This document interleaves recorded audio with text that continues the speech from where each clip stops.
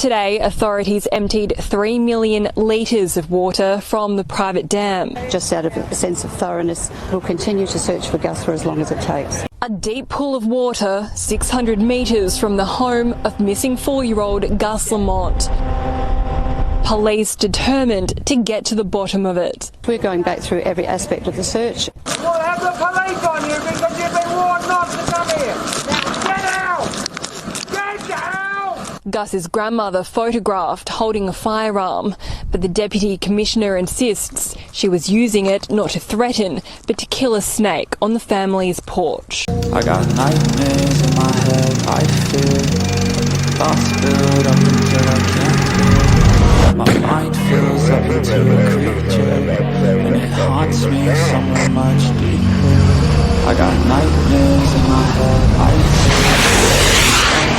Hello and welcome to True Crime Rocket Science. I do think it's interesting that Grandma's tirade is essentially the first time the media or us have had a statement from this family in over a month. I mean, it's a statement from someone in the family in their own words. Think about it. The first thing we've heard in a month direct from this family is get out.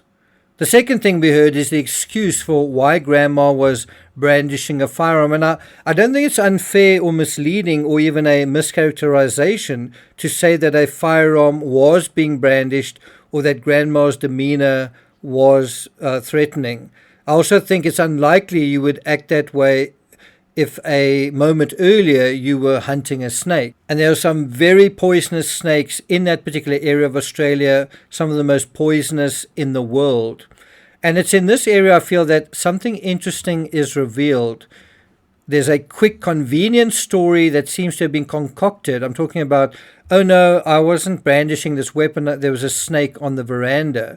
You know, it seems like a quick, convenient story seems to have been concocted to explain something that's not necessarily above board. In this case, allegedly threatening an unarmed reporter while brandishing a firearm.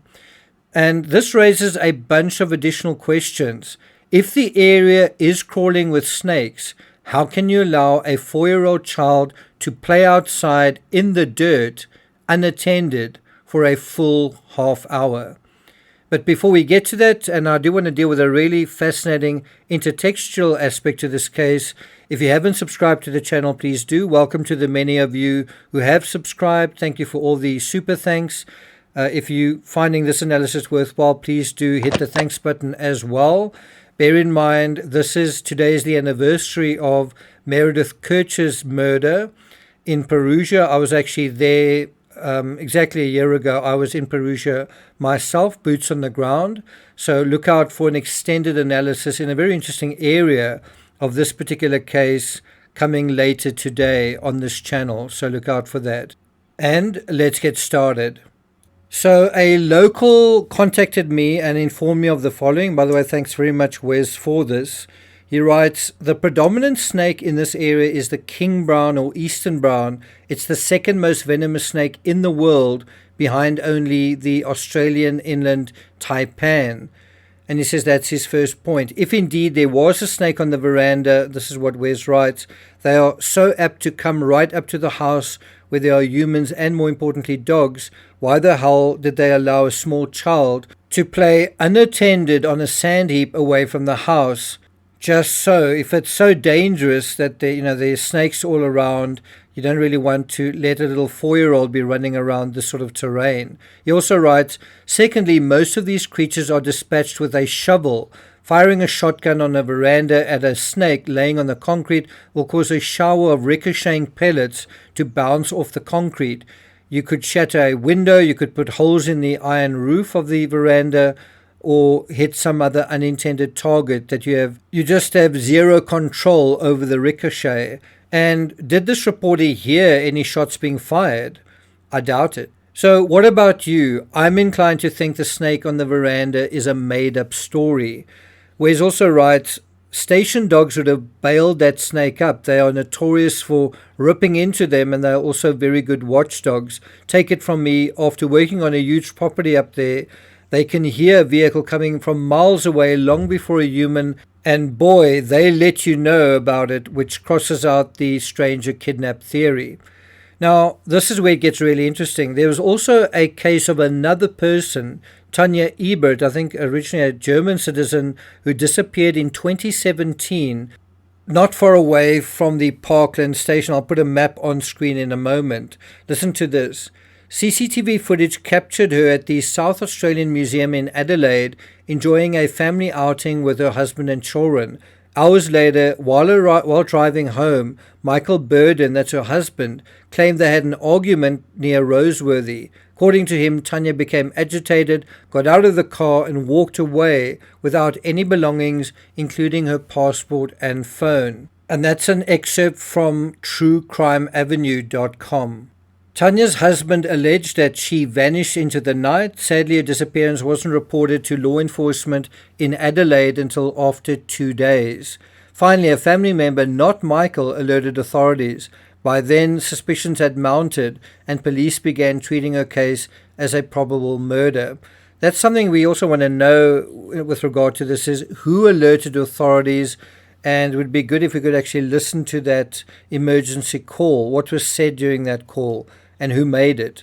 The Tanja Ebert case is intertextual for two reasons. Firstly, it's a local case, which means obviously locals would have been likely to have known about it, and not only that, speculated about it.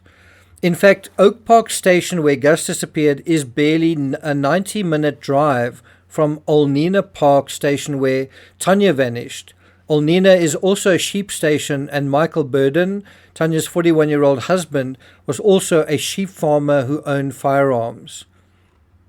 Secondly, it's intertextual, I believe, because it hasn't been solved. In other words, the Tanja Ebert case proved, in a sense, that a crime committed out there could be committed without anyone finding evidence, in this case, human remains. It showed that this was possible. Now, don't scoff at the idea of criminal intertextuality. Very shortly after the very high-profile Watts murders, 2 women and a child were murdered and disappeared for extended periods in Colorado. It was all of this happened under similar circumstances. They were Kelsey Bereth in Woodland Park. I wrote a book about that. Suzanne Morphew in Maysville. I actually went to that area. And then Gannon Stork in Colorado Springs. I wrote a book about that as well. Now, it's hard to imagine their murderers didn't use the Watts case as a blueprint for what they were about to do, what they should say and what not say, but more specifically in how they dealt with that tricky aspect, disposing of human remains. And so the question arises, are we dealing with that kind of criminal psychology here? In Tanya's case, the likely suspect turned out to be the person closest to Tanja. The cops gave him the benefit of the doubt at first and accepted his cockamamie version of events, certainly to begin with. When the cops finally confronted him, he went to the toilet and took his own life with a firearm he had hidden in the toilet. And so the question now arises, where is Tanya's remains? Was Tanja buried somewhere on the Olnina Park Station property? Just have a look at this footage of it. And the answer is probably. But what's more important here is what the locals believed had happened, and more specifically, what Gus's family believed happened. What do you think they believed? What lessons did they learn? Interestingly, Michael Burden, Tanya's husband, also simply claimed that Tanja had wandered off, that she got out the car and wandered off. Do you think that's true? I do think we have to consider the possibility that Gus wasn't at home, but perhaps even with his mother and grandpa when this incident happened. It's also possible if he was out there and there were vehicles involved that he could have been accidentally run over. And so the question is, have they searched that area 10 kilometers away from the station? Have they searched the vehicles and checked the telematics of all the station's vehicles? Another question is, why is Grandma so angry in terms of this footage? I mean, why is she so angry that someone is poking around without them knowing about it? Remember, the reporter is unarmed. She's really no real threat to anybody. Clearly, if the family are innocent, the reporter poses no threat, and when it comes to genuinely missing children, the more the merrier. The more people who are involved, the better the odds of success. So what is the issue here? But if they aren't innocent, and if Gus's remains are nearby and perhaps under surveillance, well, then the ire we see is arguably entirely understandable. Whatever is the case here, the biggest mystery of all is the ongoing silence of the little boy's parents, Gus's parents, as well as their whereabouts, and also the whereabouts of Gus's little 1-year-old brother Ronnie. Well, I'm not going to take it further than that. Again, look out for my analysis on the Amanda Knox case. Bear in mind, I've written 6 books on that case, and so I think you'll find the analysis quite insightful.